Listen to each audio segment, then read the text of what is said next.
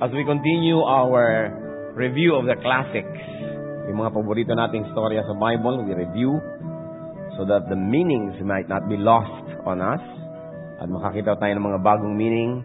We're going to review a very, very beautiful story from the New Testament. Ang pamagat po natin, The Touch That Heals. The Touch That Heals. Dear Lord, we thank you for your wonderful touch in our lives. We thank you, Father, for your goodness, for your mercy, for your kindness. May you touch us especially today, O Lord. Touch our hearts, touch our spirit. At sa aming papatuloy ng pagsamba sa iyo, Panginoon, nawa, may you sit on your throne of power and glory and preside over this activity. Accept the worship of your people, dispense blessings to us, teach us, lead us, touch us. We praise you, we thank you. We ask you to be with us, Father, in Jesus' mighty name. The touch that heals. Ito pong context ng storya, the Lord was surrounded by so many people and He was on His way to heal a very sick girl, or in fact to raise her from the dead because she has already died. And then a very, very interesting woman approached the Lord. The story is not new to many of us. And our prayer is that the new meanings might be revealed to us. Luke chapter 8, verses 43 to 48. And a woman was there who had been subject to bleeding for 12 years, but no one could heal her. She came up behind him, meaning the Lord, and touched the edge of his cloak, and immediately her bleeding stopped. Who touched me? Jesus asked. When they all denied it, Peter said, Master, the people are crowding and pressing against you. But Jesus said, someone touched me. I know that power has gone out from me. Then the woman, seeing that she could not go unnoticed, came trembling and fell at his feet. In the presence of all the people, she told why she had touched him and how she had been instantly healed. Then he said to her, Daughter, your faith has healed you. Go in peace. At nawapagpalain tayo ng Panginoon sa pagre-review ng mga classics na ito. So who and what are the elements of this beautiful story? First of all, there was a woman. A woman was there. A unique kind of woman because this woman had been bleeding for 12 years. 12 taon na siyang dinudugo. Probably not continuous bleeding, but a prolonged menstrual disorder. 12 taon. At alam po natin yung hirap ng mga kababaihan when they go through their monthly periods. But not only that, it was not only a physical difficulty, it was not only an expensive situation to attend to, but it was also a spiritual handicap. Because most women were considered unclean during their menstrual period. And if it was extended for 12 years, that means she could not go to temple activities, she could not go to religious activities because she was considered unclean. Leviticus 15:25 gives us a glimpse into that kind of situation. Leviticus 15:25. When a woman has a discharge of blood for many days at a time, other than her monthly period, or has a discharge that continues beyond her period, she will be unclean as long as she has the discharge, just as in the days of her period. So nakita po natin yung situation ng babaeng ito. She's almost becoming like a social outcast because she has been bleeding. And of course, it is something she didn't want, but it was there. What made things worse during those days? Pag may sakit ka, ang tingin pa ng mga tao sa'yo, siguro may kasalanan ka, ano? Ganon. Kaya ka ganyan, may kasalanan ka siguro. Katulad ng mga kaibigan ni Job na sinisipa siya sa kanyang mga disaster na nangyari. Sabi niya, siguro may kasalanan ka, alangan mamangyari sa'yo yan kung hindi ka makasalanan. So nadadagdagan yung burden ng taong may sakit. Nababawasan tuloy yung sympathy ng mga tao sa'yo dahil iniisip, buti nga sa'yo, dapat lang. At yung mga iba naman, judge ka pa. So it was a very difficult situation. And to top it all, no one could heal her. So it is implied that she has been to many, many doctors and many, many people who were trying to offer help, but no one could heal her. She was almost like a hopeless case. She must have been suffering and desperate, nearly hopeless, bleeding. Then, she heard of Jesus Christ. Halos ginawa na niya ang Panginoon na last resort. Kasi wala na siyang makapagpagaling sa kanya. Napuntahan na niya lahat. Di rin nag-click. So, one day, when the Lord was there in the vicinity, or she probably went to look for Him, we are not told if she lives in that vicinity, but there were lots of people who were milling around the Lord. Ang dami-daming tao. Pinagkakaguluhan siya. Halos nga, mapisa na ang Panginoon sa dami ng tao nagkakagulo. She secretly touched the edge of Jesus' cloak. Pumwesto siya sa likod na hindi siya masyadong halata. At anong ginawa niya? Hinipo niya yung laylayan ng damit ng Panginoon. At least hindi naman dito sa may collar, hindi sa may mangga. Sa likod, sa may dulo pa, para hindi halata. She secretly touched Jesus' cloak. And she got healed instantly. Pagkahawak niya sa laylayan ng baro ng Panginoon, bigla siyang gumaling. The woman's touch of faith connected her to the healer. It was not just any touch, it was a touch of faith. Merong faith. Bakit yon? Kasi ang daming tao, bakit wala namang ibang gumaling, siya lang? Samantala, ang dami-daming nakakahipo doon sa Panginoon dahil halos nga mapisa na Lord. He was almost crushed by the crowds. But he was the only one who was reported by the scriptures to have been healed. Apparently, she was the only one who had faith. Faith that accompanied the touch. Without faith, it is impossible to please God. And with faith, nothing is impossible. Kaya nga nung may humihingi sa Lord ng miracle, sabi niya, Lord, if you can heal us.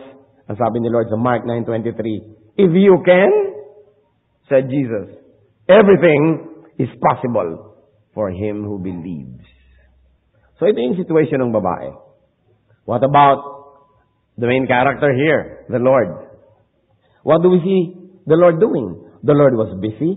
He was there, moving away from the crowd to heal a very sick girl. In fact, the girl would die, and the Lord would raise her from the dead. What do we know about the Lord? The Lord was available. In fact, He was going to somebody else's house, to the house of Jairus, to heal the daughter. The Lord was reachable and touchable.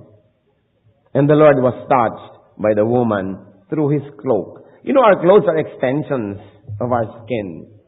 So, nagiging symbolic when you touch the clothes, you touch the person. Sometimes the house becomes your symbol, becomes the extension of your skin, so that when you assault a house or a fence, you assault the person. So, yun yung mga shell natin, mga iba-ibang layers. And the Lord had a very interesting response. He asked, who touched me? Who touched me? What a question. Eh, ang dami-daming tao.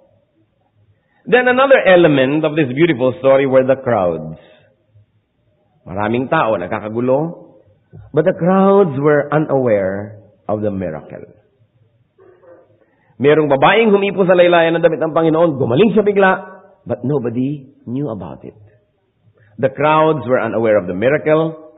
And when the Lord asked, who touched me? The crowds denied touching Jesus. They denied. Nobody admitted.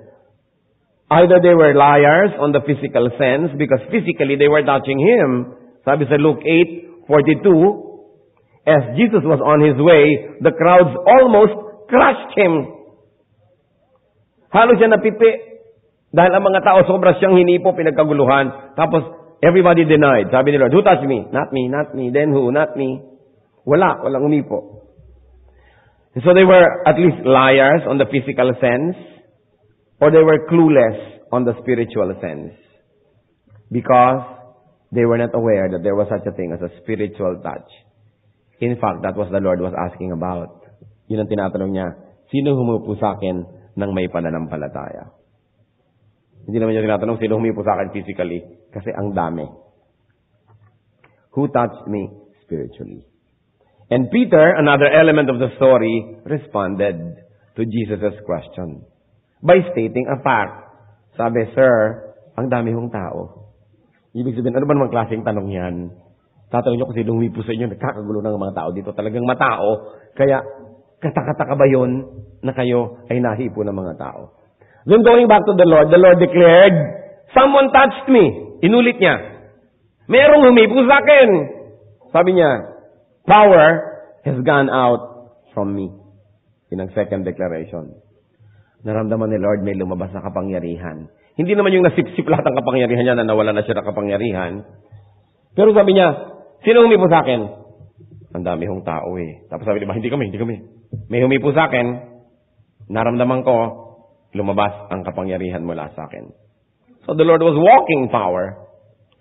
What we don't know was that if the Lord gave a conscious permission for that power to come out of him, or anybody who has faith may touch him and the power automatically moves. We don't know. Sabi niya, lumabas ang kapangyarihan. Alam ko, may humipo sa akin. It's an interesting story. And then of course, going back to the woman, this woman who was healed realized something. She realized that she could not have a secret withdrawal. Nag-withdraw siya ng sikreto. No? So she came trembling. Dahil nung tinanong ni Lord, sino humipo sa akin? Babae, ako yun. Alam niya. Siguro patakbo na siya paalis. Nadinig niya yung tanong. Nag-freeze siya. Ako yun. Nagkakaintindihan sila. Although sa hindi niya siguro inisip na, marami naman siguro ito mapagkakamalan. Kasi alam niyang may nangyari rin sa kanya eh. Ikaw ba naman na taong may sakit, biglang naramdaman mong gumaling ka? Paano hindi mo malalaman na yung paghipo mo na yun ng may kinalaman? So, she came trembling, and what else did she do? She fell at Jesus' feet. She explained her cause. Kasi naman dinudugo ako 12 years na, kaya lumapit na ako sa inyo dahil nalapitan ko na lahat, hindi naman ako gumagaling. Hindi po ko ang damit nyo. Teka, gumaling ako. So she declared her being healed instantly. Itong babaeng to medyo kakaiba. She tried to be a secret recipient of blessing. Samantalang yung iba, gumaling lang halimbawang eksema, testimony na left and right. Nasa TV na, nasa radyo, testify here and there. Siya gumaling sa pagdugo ng 12 years, aalis na lang secretly. She tried to be a secret recipient, but she was corrected by the Lord. Itinuwid. Ayaw pala ni Lord ng ganon, ng mga undercover believers. Ayaw pala niya ng mga secret believers and recipients of blessings. So what do we see here? Recipients of grace should acknowledge it. Recipients of grace should tell people about it. Because it can encourage people. And also, it may help people find the cure for their own illnesses. Yun ang demoniac, yung taong possessed by a legion of demons.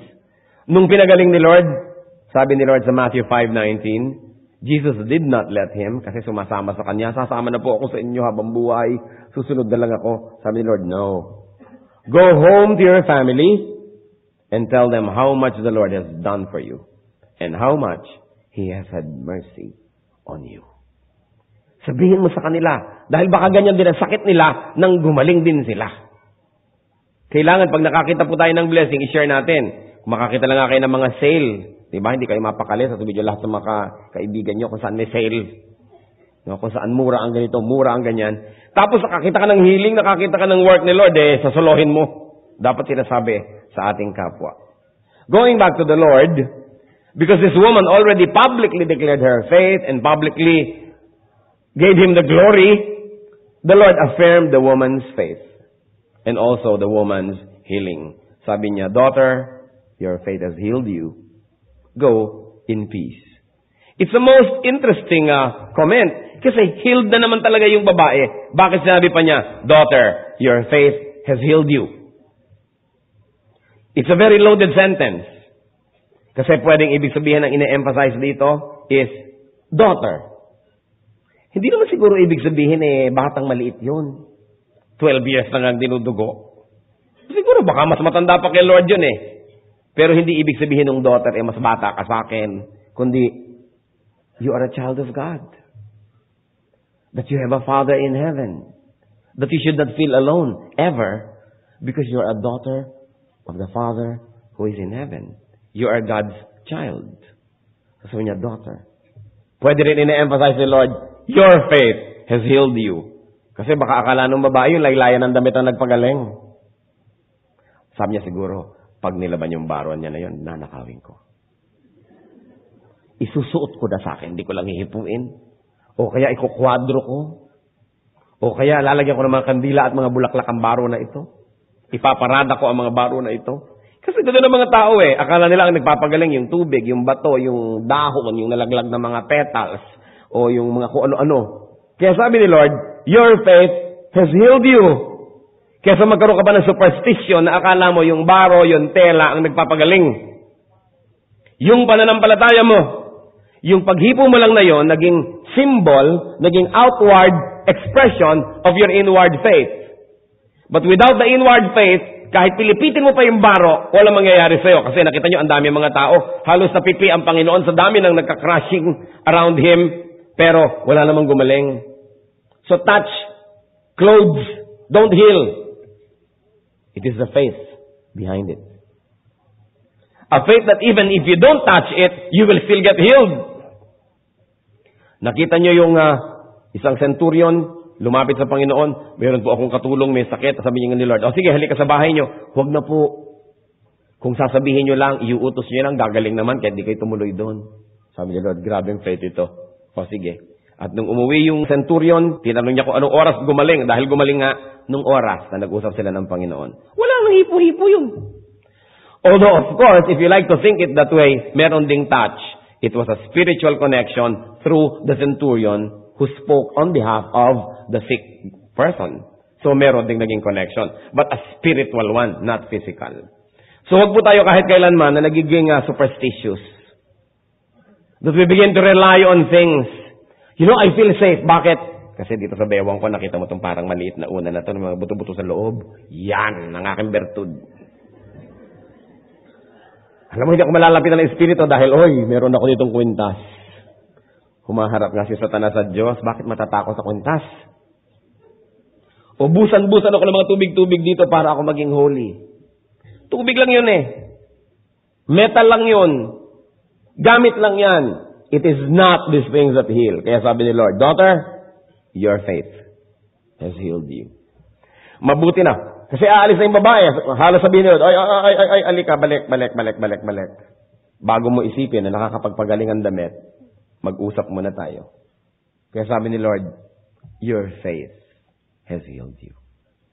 Tapos sabi pa ni Lord, go in peace. Loaded. Bakit peace?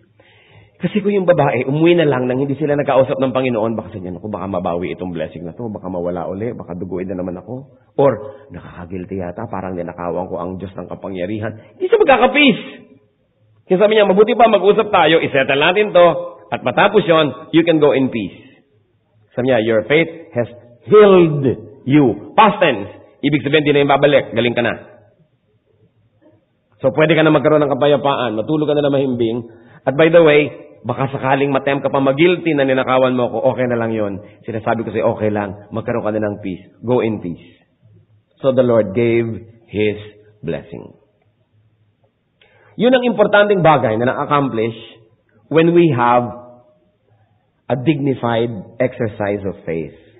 Sinasabi natin dignified, yung hindi pa nakaw, hindi pa lihim, honorable, declared to all, walang dapat itago. Then we can have peace, the Lord is glorified, the name of God is lifted up. So the Lord sealed the healing, and the Lord granted and assured peace. Peace about the permanence of the healing, peace about the way that the healing was received, and peace in the sense that you should never place your trust on a piece of cloth or anything because you will never have peace. Nakita niyo yung mga artifacts, yung mga relics. Minsan nagnanakaw-nakawan. Dahil akala ng mga tao, ito yung magpapagaling, so ninanakaw nila, agawan ng agawan. Paano nagkaroon ng peace? Gulo pa ang dinala ng artifact na yun. According to studies, pag inipon ninyo ang lahat ng mga relikaryo, alam niyo yung mga kwintas na merong sa loob, parang maliit na lalagyan at merong kung anong nakalagay sa loob noon, mga relikaryo o relics ang laman. Pag daw inipon ang lahat ng mga relikaryo na nagsasabing, this is a piece of the cross of Christ. Makakabuo na kayo ng 10 gubat sa dami ng cross na mabubuo, sa dami ng tao na niniwala na yung kwintas nila may kaprasong kahoy ng cross ni Kristo. O ito ang buhok ni ganong religious person. Pag inipon mo, daig mo pang Mount Everest na buhok sa dami. Kasi ang daming fake na relics. Dahil ang mga tao, superstitious. about relics. At ang relics ay malaking negosyo. Kasi siyempre, binibili ng mga tao. Pag binasa niyo yung Noli Me Tangere, si Maria Clara, binigyan ni Kapitan Tiago ng relikaryo, kwintas. Meron na naman doon sa loob na kahoy galing sa krus ni Kristo. Kumisa naman kahoy mula sa bangka ni San Pedro. Saan nila kinuha yung bangka? At pati yung krus ni Kristo, ang dami namang naniniwala. Samantala ang mga Hudyo, ang mga krus ay sinusunog nila oras na inalis yung katawan ng yung bangkay. So paano yun magsusurvive para makuha mo yung kahoy? Ang dami-daming naniniwala sa ganyan. Suot ng kung ano-ano. Mga dito sa kamay, mga pulseras, mga dito sa bahay. Kung saan nilalagay? Do you know that that's idolatry? Because you place your trust in something and not in the Lord. So may kapalit ang Diyos. Kaya sabi ni Lord, your faith has healed you. Huwag mo kahit kailang pagkamalian na mayroong magic ang tela. What are the other things that we can glean from this short but very, very meaningful story? First, that the crowds do not always benefit from the Lord's presence or ministration. Pangako ni Lord, when 2 or 3 are gathered in my name, I am there in the midst of them. But question is, does everyone benefit?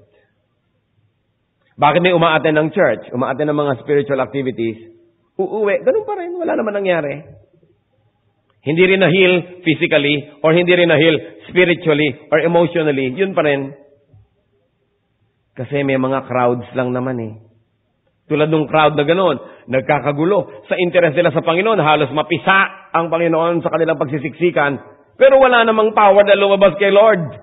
Ibig sabihin, walang nakadikit sa Kanya na tunay na nananampalataya, kaya hindi sila nakakuha ng power na yon. It is our faith in the Lord that enables us to draw power from Him. May mga tao who are so near, and yet so far. Nandyan lang, pero tulog. Malay nyo, katabi nyo ngayon. Nandyan, pero tulog. So, wala rin yun. Crowd lang yun. Hindi yun nakaka-benefit. Only those with faith, and only those with clear objectives, only those who touch in faith will be healed. Pag pumupunta tayo sa church, may objective ka. Meron akong ugali na gusto ko i-surrender kay Lord. Meron akong katangian na gusto kong maging akin. Meron akong ilalapit na kasalanan na isusuko. Meron akong kalakasan na nais tanggapin. Meron akong comfort na kailangan sa Panginoon. Or kailangan ko, Lord, paluin niyo po ako. Pag paluin niyo po ako, sampal-sampalin niyo ako. Pak. Thank you, Lord. Kasi kailangan ko magising dahil nawawala ako sa sarili. Kailangan meron kayong goal sa paglapit. Hindi yung basta nandun lang present. Kasi kahit gano'n ang gawin nyo, present kayo ng present, kulang din yung blessing. O wala. Ganun yung mga asawang napilitan lang, sinamahan lang yung asawa. No? O kung pinilit lang ng nanay, kailangan sumama kayo sa amin. Sige, sama. Pero text sa loob ng bag. Walang nangyayari. Ito na ngayon yung crowd. Ando na sila. I believe a lot of those people were sick as well. Pero isa lang ang gumaling. Kasi isa lang ang lumapit na tunay na naghahanap. Isa lang yung lumapit na gumawa ng paraan. Isa lang yung may pananampalataya. Those who are touched and those who are healed are to humble themselves, acknowledge God, and glorify God. Hindi pwede yung secret recipients.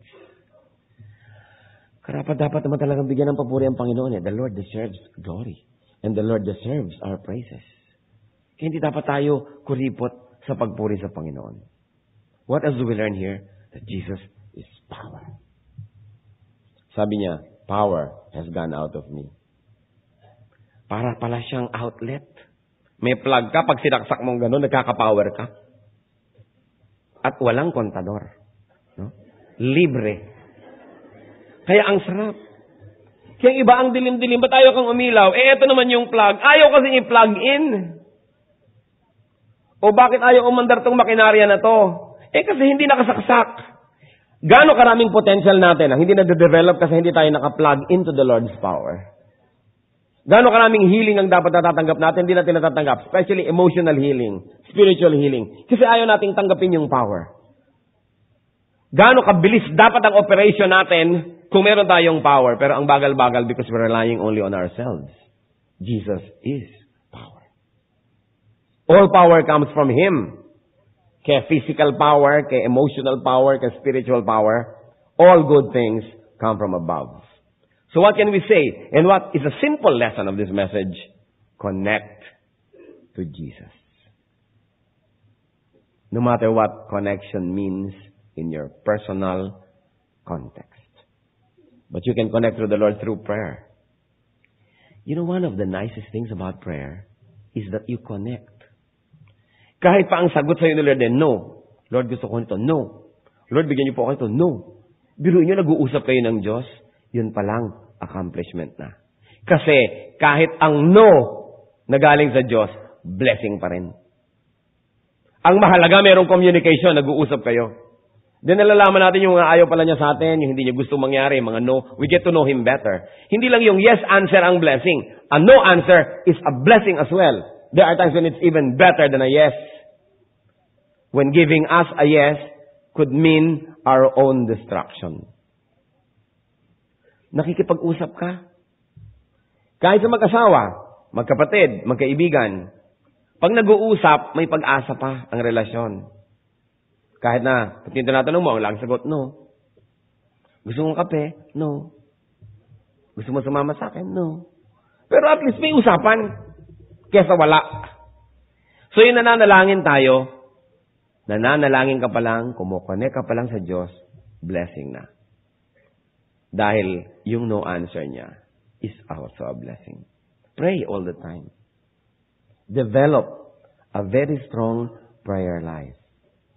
Because prayer connects you to God.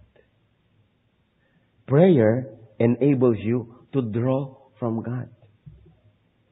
Prayer makes you converse with God. And God promised to always answer prayer.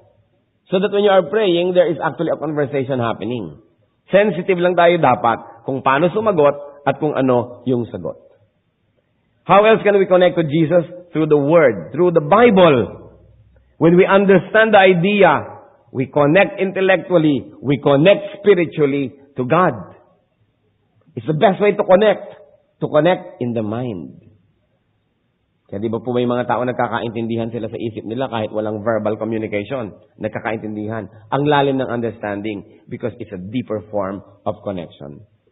So when you read the Word of God, when you hear the Word of God, when you memorize the Word of God, when you sing the Word of God, when it is sung to you, and you understand it, and you live by it, you connect to power. Kaya po yung mga nag-aaral ng salita ng Diyos, at serious tungkol sa pag-aaral, nagbabagong buhay.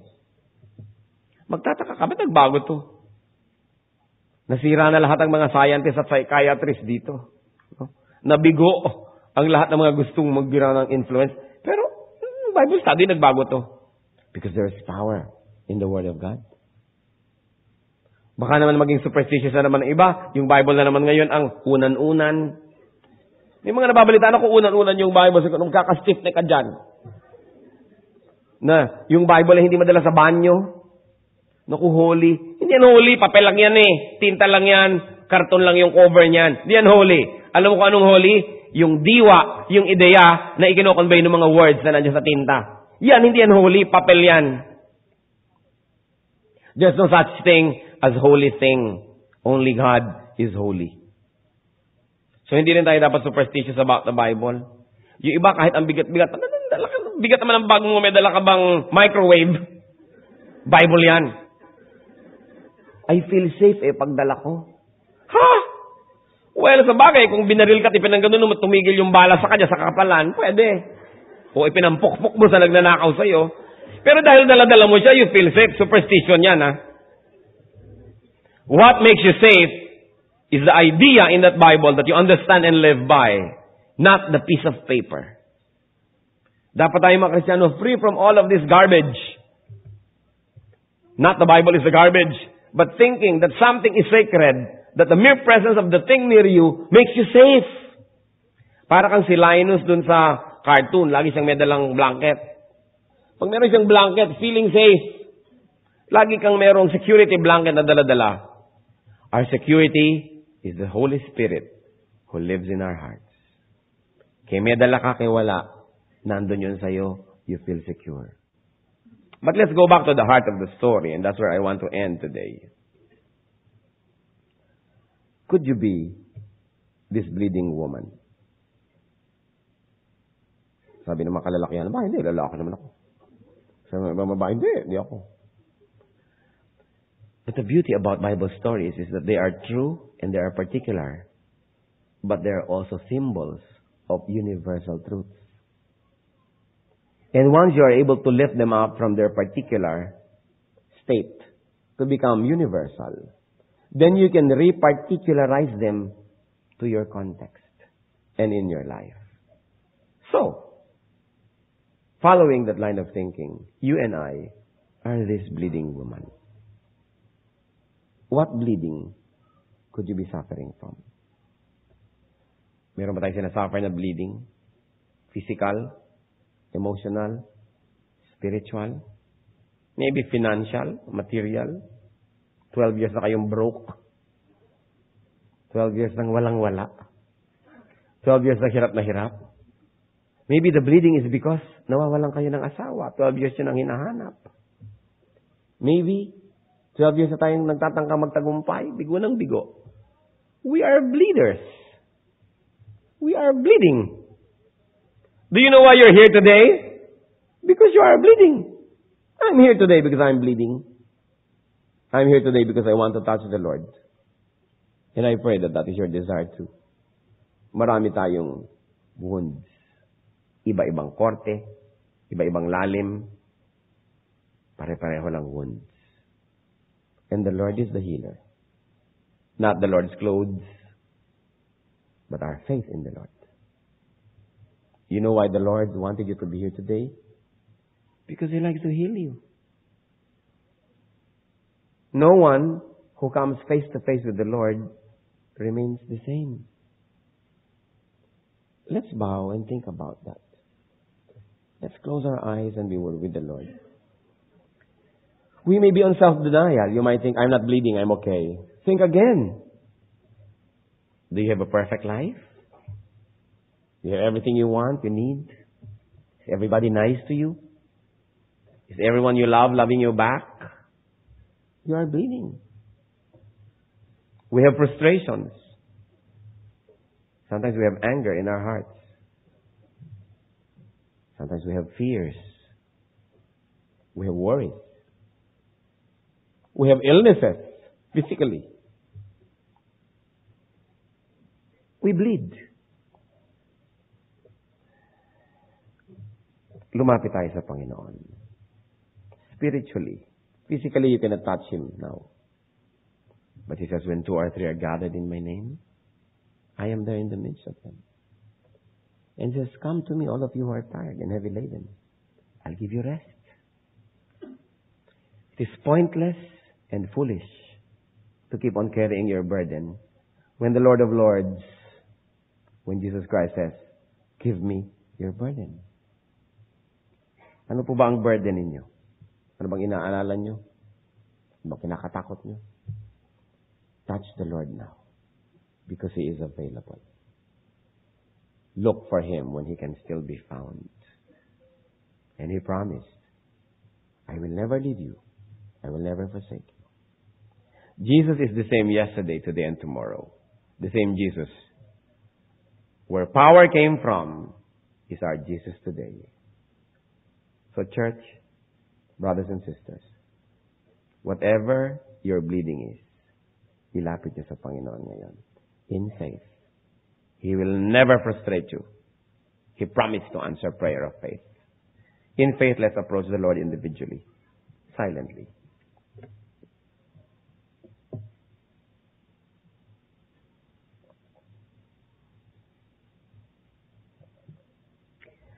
Dear Lord, we thank you that you are a healer. We thank you that you are good. And we thank you that we are closer to you now than that bleeding woman who might have traveled far to get to you, Lord Jesus. But now, you're just a prayer away.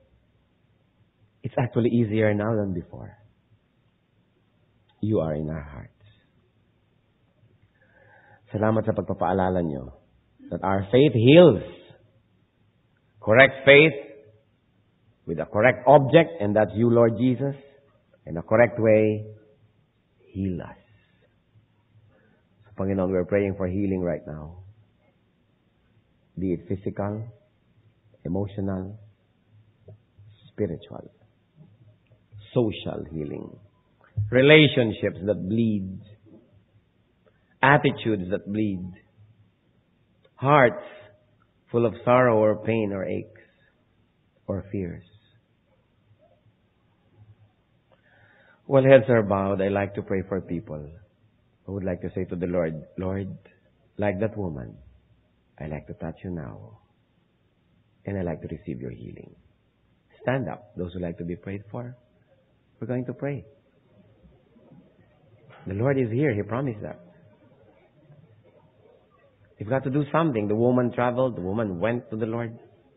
Here we just stand to say to the Lord, Lord, I'm standing up to you. I believe in you. Panginoon, you're so wonderful.